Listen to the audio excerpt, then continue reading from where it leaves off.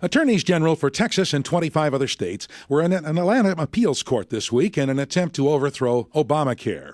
Joining us live to talk about the process and the chances for success, Texas Attorney General Greg Abbott.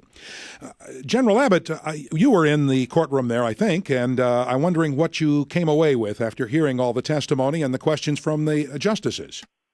Well, I was there in the courtroom at the time the oral argument took place, and I was exceedingly impressed by the judges, by their preparation, and frankly by the way that they proceeded to dismantle the argument that was being made by the Obama administration lawyer, the Solicitor General for the United States.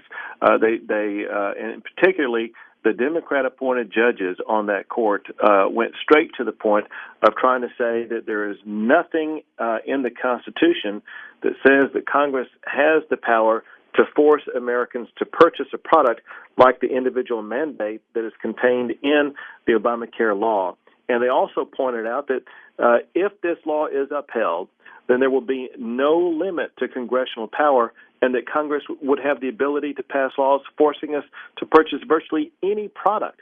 And the Obama lawyer simply had no answer for that. So there is a slippery slope possibly when it comes to federal intervention in our lives. Well, that's exactly right, and that was the exact point that the court was making, and that is that once Congress gets on this slippery slope of trying to dictate what products Americans must purchase, there is no end to it, and Congress can intrude into our lives in a virtually endless type fashion. I'm wondering now, the process from here, where do we go? Might the government appeal if they lose to a full panel of the Atlanta court?